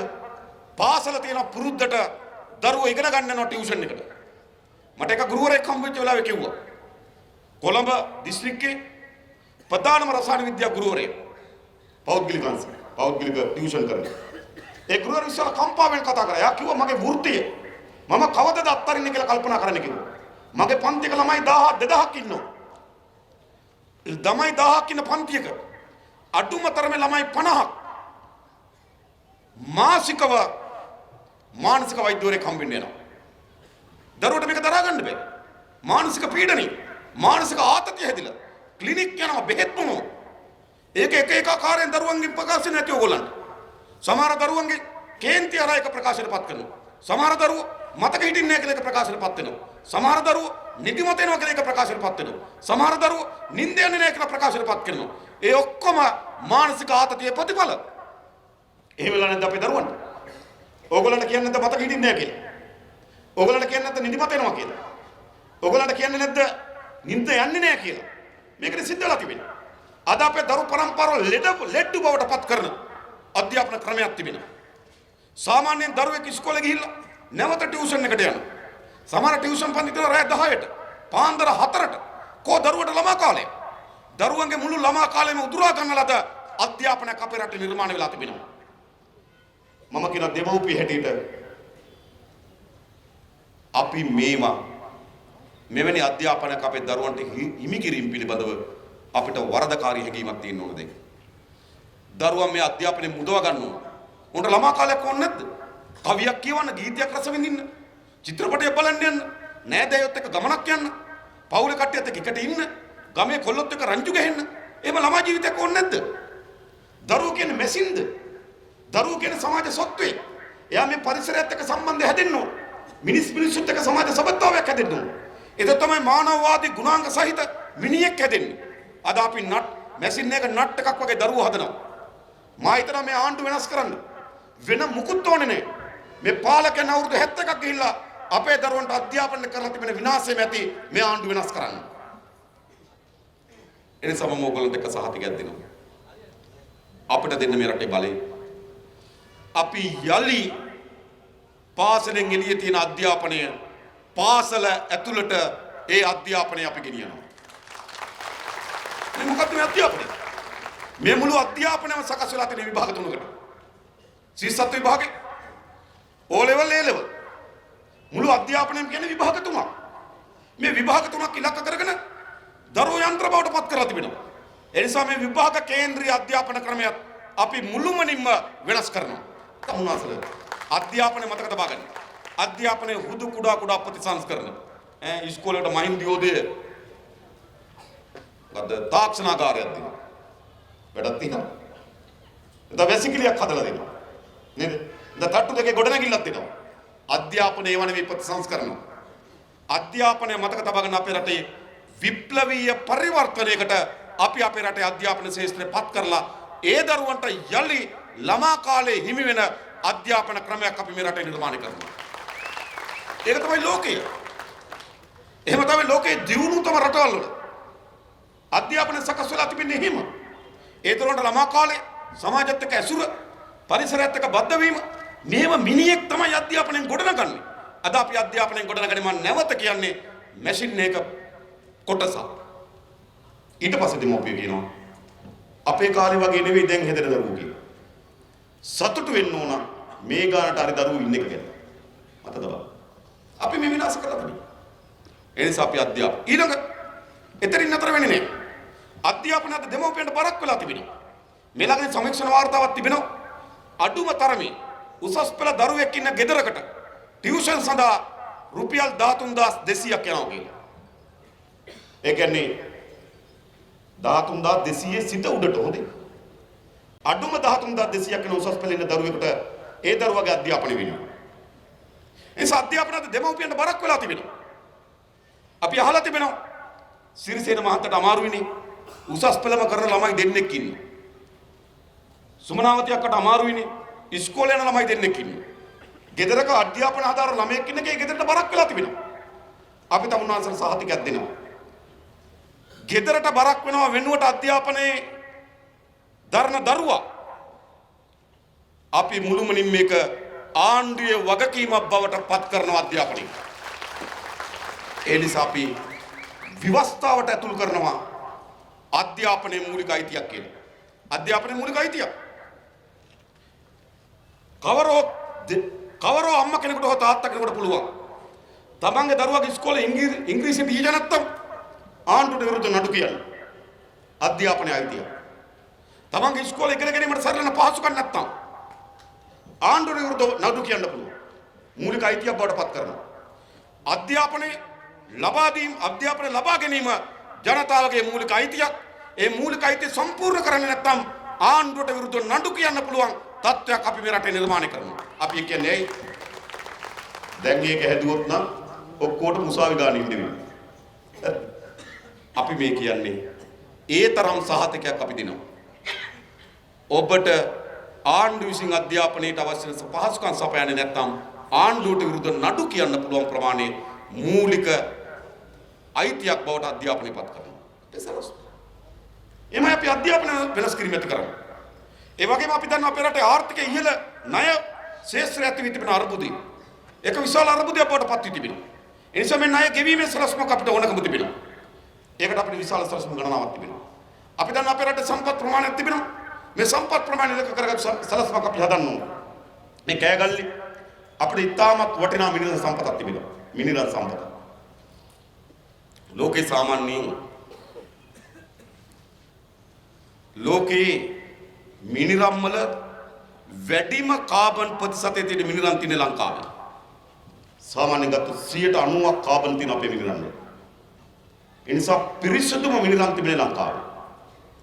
හැබැයි දශක ගණනාවක් තිස්සේ මිනිරම් සම්පත කොහොමද උපයෝග කරගන්නේ? මිනිරම් කුට්ටි පිටින් අපි කන්ටේනර් පටවලා යවනවා. ඔකට සිද්ධ කරලා දෙන්න. අපි මේ ළඟදී කෝප් සභාවට ගෙන්නුවා මිනිරම් සම්පත පිළිබඳව බාරව තියෙන සමාගම. අපි හඳුන්වන්නේ සෝදර මුළු සුමුදෙන. ඒ වෙලාවදී අපි ඇහුවා දැන් මිනිරම් ටොන් එකක් කීයටද යවන්නේ කියලා. ටොන් එකක් කියන්නේ කිලෝ 1000යි. ඔවුන් උත්තරයක් දුන්නා. දැන් අපි මිනිරම් ටොන් එකක් යවන්නේ ඩොලර් 2000ට කිව්වා. ඒ කියන්නේ මිනිරම් කිලෝ එකක් ඩොලර් 2යි. මිනිරම් කිලෝ එකක් ඩොලර් 2කට තමයි අපි යවන්නේ. ඊට ඒ නිලධාරීන්ම කිව්වා හැබැයි මෙතෙන්ට අගේ එකතු කරන කර්මාන්තශාලාවක් ගෙනාවොත් මේ කුට්ටි පිටි මිනිරම් යවනවා වෙනුවට ඒකාශ්‍රිත කර්මාන්තශාලාවක් අපි නිර්මාණය කරොත් අපිට මිනිරම් කිලෝ එකක් යවන්න පුළුවන් කිව්වා ඩොලර් 5000ට. දැන් යවන්න කීයද? ඩොලර් 2000යි. කීයට යවන්න පුළුවන්ද? ඩොලර් 5000ට. ඒ වගේ අද මිනිරම් සම්පතෙන් උපයා ගන්නා ධනය වගේ දහස් ගුණයක ධනයක් නිෂ්පාදනය කරගන්න පුළුවන්. මේ පාලක ලැජ්ජා වෙන්න ඕන අවුරුදු 71ක් මුළුල්ලේ. අපේ රටේ සම්පත් අමුද්‍රව්‍ය සොහේ පටවනවා. පුල්මුඩේ ಖನಿಜ වල නිදිය. ලෝකයේ තියෙන ಖනිජ වල නිදිය වැඩිම ಖනිජ සම්පත තියෙන නිදිය. සාමාන්‍ය ලෝකේ ಖනිජ වල නිදිය කියලා කියන්නේ ඒ වැල නිදිය තියෙන ಖනිජ 115ක් 27ක. අපේ පුල්මුඩේ ಖනිජ වල නිදිය ಖනිජ තිබෙන 70ක්. ලෝක විශාලතම ಖනිජ තිබෙන නිදිය. හැබැයි වැලි කන්ටේනර් වලින් ඉන්දියාවට පටවනවා. ලැජ්ජා වෙන්න ඕනේ මේ පාලක. අපේ කුරුදුත් එහෙමයි. දරමිටි වගේ පටවලා ඉන්දියාවට යවනවා. ඒ නිසා අපි විශ්වාස කරනවා අපේ රටේ මේ ස්වභාවික සම්පත් අපිටම අනන්‍ය වූ සම්පත් මත පදනම් වී නව කර්මාන්ත පද්ධතියක් අපේ රටේ නිර්මාණය කරන්න අපි සූදානම්. ඒක අපේ සරස්ම කාර්යය. ඒ නිසා ආර්ථික සෑම ශේෂ්ත්‍රයකම නව පරිවර්තනයක් ඇති කරගෙන සදා දැක්මත් සහ වැඩපිළිවෙලක් අපි සතු තිබෙනවා. ඒ නිසා අපි ඔබට කියන්නේ අවුරුදු 71ක් අපේ රට විනාශකාරී මාවතේ ගමන් කරමින් තිබෙනවා. මේ විනාශකාරී මාවතෙන් අපේ රට ගොඩනැගීම සඳහා දැක්මත් සහ වැඩපිළිවෙලක් අපිට තිබෙනවා. ඒක අපිට කට්ටිය කියනවා. සහෝදරයත් තමයි. ඔයගොල්ලෝ කියන කතාව ඇත්ත. ඔය කරන්න පුළුවන් නම් හොඳයි. හැබැයි කරන්න සල්ලි කොහෙන්ද කියලා අහන්න. කරන්න සල්ලි කොහෙන්ද කියලා අහන්න. මම අහනවා දැන් යුද්ධ තියෙන කාලේ. ගුවන් හමුදාව කිව්වහම අපිට ගුවන් බලය ශක්තිමත් කරගන්න ඕන. එහෙම නැත්නම් යුද්ධය අවසන් කරන්න බෑ. අපිට මිග් ප්‍රහාරක අවියෝන කිව්වම ගෙනත් දුන්නේ නැද්ද? මිග් ප්‍රහාරක යාන අපිට ගෙනත් දුන්නා. ඩොලර් මිලියන 7ට ගන්න පුළුවන් යාන 4 ඩොලර් මිලියන 14ක් දීලා ගෙනත් දුන්නා. හරිද? තේරෙම කිව්ව 8ක් ගන්න පුළුවන් සල්ලි වලින් 4ක් ගෙනාවා. ඉතින් කවුරුත් සල්ලි නැහැ කිව්වේ නේ. අලිමංකඩ කඩාවැටිච්ච වෙලාවේ අලිමංකඩ කඩාවැටිච්ච වෙලාවේ හමුදාව කිව්වා LTT සංවිධානය සතුව දුරදිග වෙඩි තබන අවි තිබෙනවා. එනිසා අපිට දුරදිග වෙඩි තබන මල්ටි බැරල් වගේ අවි ආයුධ ඕන කිව්වා. ඒක චන්ද්‍රිකාගේ ආණ්ඩුව තිබුණා. චන්ද්‍රිකා පාකිස්තානෙන් මල්ටි බැරල් ගෙලන් දුන්නා. එයි යුද්ධ කරන්නේ. සොල්දාදුව මදි කියනකොට ගම්ගා නැවිලා සොල්දාදුව බන්දලා දුන්නා. එයි යුද්ධ ප්‍රමුඛතාවයක් නිසා. ඒතර යුද්ධය අවසන් කරන්න ඕන වුණාම නැති සල්ලි හොයාගත්තා. ඒතර කවුරුවත් නිකන් සල්ලි නැහැ කිය කේන්ද්‍ර ගෑවේ නේ. එහෙම තමයි කියනවා. අධ්‍යාපනයේ සුළු අමාත්‍ය පරමණ ව්‍යවසායකය නිර්මාණය කිරීම අපේ ප්‍රධාන වගකීමක් නම් ප්‍රධාන අරමුණක් නම් සල්ලි හොයාගන්න පුළුවන් බව අපි දන්නවා. ඒ පුළුවන් හොයාගන්න. ඒ විතරක් නෙවෙයි. විශේෂම ලෝකේ සුළු අමාත්‍ය පරමණ ව්‍යවසායක ක්ෂේත්‍ර වර්ධනය කිරීම සඳහා ලෝකේ ඉතාමත් අඩු පොලියට ණය ගැනීමේ හැකියාව තිබෙනවා. එම විශාල අරමුදල් තියෙනවා ලෝකේ. ඒ වගේම අපිට හොයාගන්න පුළුවන් එක. දෙක දැනට මේ කරන නාස්තිය නතර කරන්න පුළුවන්. මම ඊට කලින් කිව්වා ජනාධිපතිවරයාගේ වැය ශීර්ෂය 90%කින් නතර කරන්න පුළුවන්. 90%කින් කප්පාදු කරන්න පුළුවන්. සමහර දවස්වල ජනාධිපතිගේ වියදම කෝටි 7යි. ලක්ෂ 800යි. ඉතින් ඔක 90%කින් කපන්න පුළුවන්. ඒ වගේම മന്ത്രിවරුගේ විශ්‍රාමයට කපන්න පුළුවන්. කපනවා හොඳේ. අපිට දෙන්න. ඇමතිවරු සංඛ්‍යාව 25ට වඩා වැඩි වෙන්න දෙන්නේ නැහැ. ඇමතිවරු 25යි නියෝජ්‍ය ඇමතිවරු 25යි. දැන් රාජ්‍ය ඇමතිවරු කැබිනට් නොවන ඇමතිවරු එක වර්ග ඇමතිවරු එක් කිසිවක් හදන්නේ නැහැ. නාස්ති නතර කරන්න පුළුවන්. ඇමතිවරුන්ට ගෙනත් දෙන විශාල වාහන නතර කරනවා. දැනට තියෙන වාහන වලින් අඩුම අවුරුදු 5ක්වත් දුවන්න ඕන. අවුරුදු 5කට කිසිදු අමාත්‍යවරයෙකුට වාහනයක් ගෙනත් දෙන්න බව සාධක කරනවා. සල්ලි. ඊළඟ මන්ත්‍රීවරුන්ට වාහන පර්මිට් එකක් දෙනවා. මේ පර්මිට් එකත් නතර කරනවා. නතර කරනවා හොඳයි දෙන්න. ධනෙ ඊට පස්සේ අපේ රටේ විගණකාධිපතිවරයා කියනවා අපේ රටේ ණය ප්‍රමාණය ට්‍රිලියන 11යි කියනවා. ට්‍රිලියනක් කියන 1.12යි. ට්‍රිලියන 11ක ණය කන්දක් තිබ්බට වත්කම් තියෙන 1.8යි කිව්වා. ඒ ණය ගත්තට ණය වලින් වත්කම් හැදිලා නැහැ. සාමාන්‍යයෙන් අපේ රටේ මතයක් තියෙන 10% කමිෂන් එක කියන. හැබැයි හරියට බලපුවහම 10%යි වැඩ කමිෂන් එක 90%යි. ඒ ට්‍රිලියන 11ක් ණය 1.8ක වත්කම් තියෙනවා. එහෙනම් මොකද කරන්න ඕන? මේ හොරකම නතර කරනවා. ඒ නිසා මොකද වෙන්නේ? මේ ඉන්න පාලකයන්ට ලක්ෂ 100ක් වැය වෙන ව්‍යාපෘතිය අපේ පාලනයක් යටතේ අඩුම ලක්ෂ 40ට කරන්න පුළුවන්. තදබල. අපි එම කරපු මිනිස්සු. රේල් පාර කැඩිච්ච වෙලාවේ ජපානයේ ඉල්ල අවුරුද්දක් ඉල්ලුවා. අර සුනාමියට රේල් පාර කැඩිච්ච වෙලාවේ හදන්න. විවිධ සමාගම් ඇවිල්ලා කිව්වා ලක්ෂ ගණන් යනවා කිව්වා. මාස 7-8කට වඩා වැඩි කාලයක් ගත වෙනවා කිව්වා. හැබැයි අපේ වෘත්ති සමිතිය දුම්රිය දෙපාර්තමේන්තු ඉංජිනේරු මහතුරුත් එකතු වෙලා දින 56න් සුනාමියට විනාශ වූ රේල් පාර හැදුවා. හදන්න පුළුවන්. හදන්න බලන්න. උතුරු රේල් පාර ව්‍යාපෘතිය ඕමන්තෙන් කංකසන්තුරේ මෙදවච්චි ඉඳන් තලේමන්නාරමට ඉන්දියානු ඉර්කෝන් කියන සමාගමට දුන්නේ. ඉර්කෝන් කියන සමාගම ගත්තා කිලෝමීටරයකට $22,22,000. හැබැයි වවුනියාව ඉඳන් ඕමන්ත දක්වා අපේ දුම්රිය දෙපාර්තමේන්තුව හැදුවා ඒ රේල් පාර. කීයද? වවුනියාවේ ඉඳන් ඕමන්ත දක්වා අපේ දුම්රිය දෙපාර්තමේන්තුවේ රේල් පාර හැදුවේ කිලෝමීටර $5,00,000යි. ඕමන්ත ඉඳන් කංකසන්තුරේට $22,22,000 කිලෝමීටරයකට. හොයාගන්න බැරිද සල්ලි? අන්න සල්ලි තියෙන තැන. හොරකම නතර කරන එක. ඒ වගේම අවශ්‍ය ව්‍යාපෘති වලට යොදවන එක. ඔයගොල්ලෝ දන්නවා ගාල්ල ඉඳන් මාතරට රේල් පාර අධිවේගී කරා. ඒකත් දුන්නේ ඉර්කෝන් සමාගමට.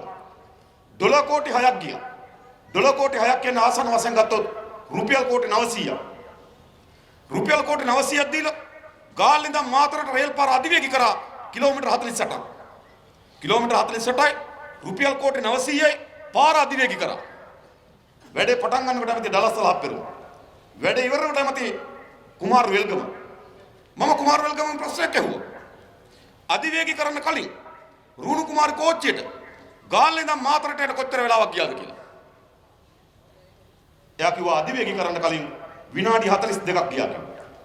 මං ඊළඟව අධිවේගී කරාට පස්සේ රුපියල් කෝටි 900ක් වියදම් කරලා ගාල්ලේ ඉඳන් මාතර රේල් පාර අධිවේගී කරාට පස්සේ දැන් විනාඩි කීයක් යනවද කියලා ඇහුවා. දැන් විනාඩි 39කින්. අඩු වෙලා තියෙන කීයද? විනාඩි 3යි. වියදම කීයද? කෝටි 900යි. වැසිකිළියට ගිහලා මුත්‍රා කරන්න කාලයක් ඉතුරු වෙලා නැහැ. කෝටි 900යි. ධනෙ නාස්ති කරලා තිබෙන්නේ. ඒ නාස්ති වෙනකොට ඵලදායීතාවයට අපි මේ ධනෙ යොදවනවා හොයාගන්න පුළුවන් සල්ලි. එනිසා අපි මේ සිහින ලෝකයක් නොවනව නෙවෙයි මේ කරන්නේ. යථාර්ථවාදීව ඉටු කර හැකි අපේ ජීවිත කාලේ අපි වැඩ කරපු තැන්වල ඔප්පු කරලා දෙන මිනිස්සු අපි. මම අමාත්‍යංශයට යනකොට අපේ ලේකම්තුමා අරන් ගිහලා පෙන්නුවා මට මේ ඇමතුමාගේ වාහන කියලා. මං හිතුවා මම ඉන්ද්‍රා ට්‍රේඩර්ස් එකට ගිහලා කියලා. හරිද? වාහන පුරවලා. හරිද? අපි මොකද කරේ? ගෝල් පේස් පිට්ටනියට ගිහලා පෝලිං ගසලා ජනාධිපති ලේකම් කාර්යාලයට වාහන ටික බාර දීලා අපි පාවිච්චියට කැබ් රථ දෙකක් ගත්තා. උත්තරයි. මේම අපි වැඩ කරලා. සල්ලි. ඉතුරු කරන්න බැරි. මම මිල්කෝ ආයතනේ බාර ගන්නවා. මිල්කෝ ආයතනේ දිව්වේ බැංකු අයිරාවකින් ඕඩී එකේ මිල්කෝ ආයතනේ දිව්වේ පාඩුයි. බැංකු අයිරාවක් ඕඩී එක 133යි පොලිය. මාස 14 අපි පාලනය කරේ. එළියට එනකොට ලක්ෂ 200ක ස්ථාවර තැන්පතුවත් තමයි පිළියට මාස 14. අපි ගොඩනගලා තිබෙනවා. අමාත්‍යවරයා හැටියට මම අමාත්‍යංශ බාර ගන්නකොට 2015 මාස 7ට මැයි මාසේ ඉඳන් දෙසැම්බර් දක්වා ඒ මාස 7ට ඉතුරු මාස 5 සල්ලි SB වියදම් කරලා තිබ්බා. මට කලින් ඇමති මේ මාස 7ට සල්ලි ඉතුරු වෙලා තිබ්බා. ඇමතිගේ වියදම් අයවැය ලේඛනේ ඇමති සඳහා වියදම් කිරීම සඳහා ඒ හොරකම් නෙවෙයි. අයවැය ලේඛනේ වැය ශීර්ෂයකින් අමාත්‍යවරයාගේ වියදම් කියලා වෙන් කරා සල්ලි. ඒ සල්ලි මාස 7ක ඒ සල්ලි අපි ඉතුරු කරලා කුසිකර්ම අමාත්‍යාංශ නිලධාරීන්ට දොර දෙකේ ටාටා බස් දෙකක් අරන් දැම්මා. මිරිස්වත් ඉඳන් අදත් බත්තර වලට එනවා. දෙහිවල ඉඳන් අදත් බත්තර වලට. අපි හැම කරලා තිබෙන්නේ. ඒ නිසා මේ රට හදන්න පුළුවන්. හදන්න සල්ලි හොයාගන්න පුළුවන්. ඒ පිළිබඳ සැකයක් තියාගන්න එපා. ඒතර කට්ටිය අහනවා වැඩෙත් හොඳයි. හදන්නත් පුළුවන්. හැබැයි හදන්න කට්ටිය ඉන්නවද ඔයගොල්ලෝ ගාව? ඉල ගහන්නේ කට්ටිය ඉන්නවා. දැන් රට හදපු කට්ටිය කවුද? හදපු කට්ටිය කවුද? දැන් අපේ රටේ 1994 ඉඳන් මේ අවුරුදු 25ක් මුදල් ඇමති කවුද? චන්ද්‍රිකා අවුරුදු 10ක් මුදල් ඇමති. මම දන්නවා පෞද්ගලිකව අඩුම තරමේ සාමාන්‍ය පෙළටවත් ආර්ථික විද්‍යාව ඉගෙනගෙන නැහැ. ඇය මම එක්ක කියලා තියෙනවා. එතුමිය මට කිව්වා මම වැඩියම කැමති චිත්‍ර කලාවට හා රංගන කලාවට කියලා. ඔය අපි සංධාන ගැන සාකච්ඡා කරන වෙලාවේ ලකුණ තීරණය කරා බුලත් කොලයකින්. ඒ වෙලාවෙ මෙතුමිය බුලත් කොලයක් හදලා දුන්නා මේක හොඳයි කියලා. ඒක තමයි ඡන්ද ලකුණ තාමත් තියෙනවා. ඉරි තියෙන්නේ. අන්න එහෙම. මම දන්නේ ආර්ථික විද්‍යාව පිළිබඳව ඒක දැනුම. මහින්ද රාජපක්ෂ මහත්තයා තව අවුරුදු 10ක් මුදල් ඇමතිකම කරා. උසස් පෙළ අසමත්. මම අපහාස කරනව නෙමෙයි. මේ අපි ගැන අහන නිසා මම කියන්නේ. ඒ අවුරුදු 10ක් පාලනය කරා. ඊළඟ තව අවුරුදු 3ක් මුදල් ඇමති කරා කවුද? කවුද? රවි කරුණානායක. එයා ආර්ථික පිළිබඳ දැනුවත් ඊටත් වඩා දැනුවත් හොරකම් පිළිබඳ. ඒකනේ ප්‍රශ්නේ. ඊළඟ මුදල් ඇමති. දැන් මුදල් ඇමති කවුද? මංගල සමරවීර. මම ඒගොල්ලන් අධ්‍යාපන සම ප්‍රශ්න කරන්නේ මම මේ කියන්නේ. හැබැයි අපෙන් අහනවා කවුද ඔයගොල්ලන්ගේ මුදල් ඇමතිකම් කරන්නේ? මම කියන්නේ අපේ හඳුන්වති සහෝදරයා ඔය ඔක්කොට වඩා අධ්‍යාපනයෙන් කැපකිරීම පරිත්‍යාගයෙන් උඩින් ඉන්නවා. අපේ වසන්ත සමරසිංහ සහෝදරයා, අපේ ජයවර්ධන පුස්තිදල ආචාර්ය, කළමනාකරණ පීඨයේ ආචාර්ය අපේ අඩිල් ජයන් සහෝදරයා. මේ වගේ ඉතා විශාල කණ්ඩායමක් ඉන්නවා ඒ ශාස්ත්‍ර බාර ගන්න පුළුවන්. මතක තබා ගන්න. අධ්‍යාපනය ගත්තොත් ලංකාවේ අධ්‍යාපනය පිළිබඳ පරීක්ෂණ කරනද ඒ ශාස්ත්‍රයන් පිළිබඳ විස්තරමත් අවබෝධයක් තිබෙන ලෝකේ පුරා ගිහිලා අධ්‍යාපන ක්‍රමවේදයන් පිළිබඳ හදාරපු ඉතාමත් දක්ෂ කණ්ඩායමක් ඉන්න අපි ගාව අපේ රටේ දරුවන්ට අධ්‍යාපන ප්‍රතිපත්ති හදන්න අකිල වගේ මම කියන්නේ හොඳ දෙයක් ඒ වගේ කියන්නේ පක්ල දිහින් හරි අකිල වගේ කට්ටිය ඉතාම හොඳ කණ්ඩායමක් අපි ගාව සෞඛ්‍ය ගත්තොත් කවුද අපි ගාව අපේ සෞඛ්‍ය ප්‍රතිපත්ති නිර්මාණය කරේ රාගම වෛද්‍ය පීඨයේ මහාචාර්ය ක්‍රිසාන්ත මහත්තයා. ඒ වගේම කරාපිටිය වෛද්‍ය පීඨයේ ආචාර්ය ක්ලිෆර්ඩ්. ඒ වගේම ලෝක සෞඛ්‍ය සංවිධානයේ දකුණු ආසියාව බාරව වසංගත රෝග පිළිබඳ විශේෂඥ අපේ නිහා ලබේසිංහ මහත්තයා. එනිසා සෞඛ්‍ය ක්ෂේත්‍ර පිළිබඳ ලෝකේ පුරා ලෝක සෞඛ්‍ය සංවිධානයේ වැඩ කරමින් අධ්‍යක්ීම්ගත විශාල කණ්ඩායමක් ඉන්නවා. මේ කණ්ඩායමෙන් ඕනෑම කෙනෙක් සෞඛ්‍ය ක්ෂේත්‍රේ බාර ගන්න සූදානම්. එමෙති. තමනදු සාහිත්‍ය ඉතිහාසය සාහිත්‍ය ක්ෂේත්‍රය ගත්තොත් මොකද වෙලා තිබෙන්නේ? අපේ සංස්කෘතිය සාහිත්‍ය කියලා කියන්නේ නේද? වලපය ගොඩපය යයට දින එක. සංස්කෘතික කාලයක් මට මතකයි විශ්වවර්ණපාල නේද? වලපය ගොඩපය. නොසලකා හරින ක්ෂේත්‍රය. හැබැයි අපි හිතන අපේ රටේ ජනතාවගේ අධ්‍යාත්මික පුබුදුවන ඕන. මිනිස් සබත්තා සහිත සමාජයක් නිර්මාණය කරන ඕන. වැදගත්ම ක්ෂේත්‍රය තමයි සංස්කෘතිය. සාහිත්‍ය කලාව පිළිබඳ අවබෝධයක් තිබෙන, කවිය රස විඳින, ගීත රස විඳින, චිත්‍රපටයක් රස විඳින, පොතක් රස විඳින නව පරම්පරාවක් අපි නිර්මාණය කරන්න ඕන. ඒ සඳහා ඒ ක්ෂේත්‍රය ඉතාමත් වැදගත් ක්ෂේත්‍රයක්. ඒ ක්ෂේත්‍රය පිළිබඳව ලංකාවේ ඉන්න ප්‍රවීණතයන්ම ජාතික ජන බලවේගයේ සමග ඉන්නවා අපේ මහාචාර්ය ලියනගේ අමරකීර්ති මහත්තයා ඇතුළු. එමෙ ඉන්න කණ්ඩායම. මොන ක්ෂේත්‍රද ඔයගලන්ට ඕන? වැඩ කරන වෘත්තීය සමිතියත් එක්ක වැඩ කරපු කණ්ඩායම. ගොවි බිම් වල ඇවිදිමින් ගොවි බිම් වල වැඩ ගොවි ජනතාවත් එක්ක වැඩ කරපු කණ්ඩායම. මේ සෑම ක්ෂේත්‍රයකම මෙතෙක් අවුරුදු 71ක් රට පාලනය කරපු කණ්ඩායමට වඩා රට පාලනය කරන්න පුළුවන්කම තිබෙන. ඒ පිළිබඳ හැකියාව තිබෙන, ඒ පිළිබඳ දැනුම තිබෙන, ඒ පිළිබඳ දක්ෂතාවය තිබෙන ඒව විතරක් මදි. කැපකිරීම තිබෙන, පරිත්‍යාගයක් තියෙන, මහජනක මුදල් සතයක් හොරකම් කරගන්න නැතේ නව පාලන කණ්ඩායමක් අපේ රටේ ගොඩනගන්න පුළුවන් අපි සතු ඉන්නවා. එඳ හදන්න පුළුවන්. තාම මොනවද? ඒතර කට්ටිය කියනවා සහෝදර ඔක්කොම ඇත්ත තමයි. හැබැයි මේ ගෝඨාභය වෙනවනේ. කියලා නේද? ගෝඨාභය පරාද කරන්න මොකක් හරි කරන්න. ඉතින් කරන්නේ 2015 රටේ 62 ලක්ෂ නෑ 62 ලක්ෂ අමාරක් නේද? 62 ලක්ෂ 50000කට අධික ජනතාවක් එකතු වෙලා ගෝඨාභය පරාද කරා. රාජපක්ෂලා පරාද කරා. පරාද කරපුවා මොකද උනේ? බැසිල් රාජපක්ෂ සාටකේ ගලවලා, ජාතික ඇදුම් ගලවලා, කලිසමයි කමිසය ඇඳගෙන නෝනත් එක්ක හොරෙන් එයාපෝට් එකෙන් පැන්න. අපිත් දැක්කේ ෆොටෝ එකේ. ඔච්චර අපේ ඉඳලා එයාපෝට් එක. ඇත්තම මේ කියන්නේ. ඉතින් පැන්නනේ. මහින්ද රාජපක්ෂ මහත්තයා දෝතින් ගෙනල්ලා දෙකට නැමිලා සතියක් යන්න කලින් මෛත්‍රීපාල සිරිසේන මහත්තයා ශ්‍රී ලංකා නිදහස් පක්ෂේ බාර දුන්නා. තමන්ගේ පක්ෂේ දාලා ගිහපු කෙනා. UMP වේදිකාවේ ඡන්දෙ ඉල්ලපු කෙනා. මහින්ද මහත්තයා මොකද කරේ? ශ්‍රී ලංකේක තියාගන්න කියලා දුන්නා කියලා. බයට. ගෝඨාභය රාජපක්ෂ ගෙදර හිටපු අලි ටික ගිහිලා පනාගොඩ කැම්ප් එකට බාර දුන්නා. ගෙදර හිටපු මෝර ටැංකිය බින්දා වීදුර කඩලා මිරිහාන ගෙදරට ගියා. නාමල් රාජපක්ෂ මට මෛත්‍රීපාල මහත්තයා කිව්වා.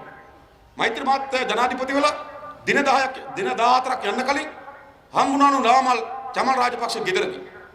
චමල් රාජපක්ෂගේ මහත්තයා ගෙදරින් නාමල් හම්බ වෙනකොට නාමල්ගේ පිටට අත තියෙනකොට වෙවුළු වල නාමල් මට මෛත්‍රීපාල කිව්වේ. දැන් නෑ කියේ දැන් නෑ. අපි දැන් නෑ තුමා මට කියපු කතාව මම කියන්නේ. ඒක මම නෑ කියන්නේ නෑ. සාමාන්‍ය අපිට කියපු එක මට නෑ කියන්න බෑ. ඉතින් මම කියන්නේ මොකද උනේ? රාජපක්ෂලා පරාද කරා 2015 62 ලක්ෂකට වඩා වැඩි ජනතාවක් එකතු වෙලා.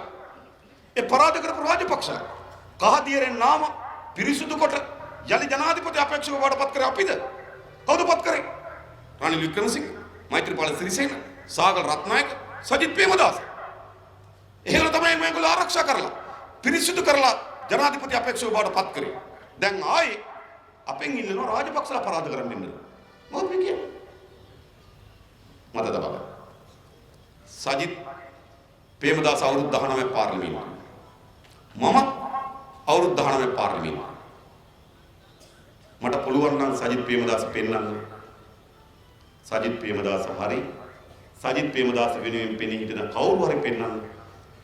පාර්ලිමේන්තුවේ අවුරුදු 19 හැන්සාට පෙරලලා ගෝඨාභයගේ නම කියපු දවසක් පාර්ලිමේන්තුවේ පුළුවන් නම් පෙන්වන්න. පුළුවන් නම් පෙන්වන්න.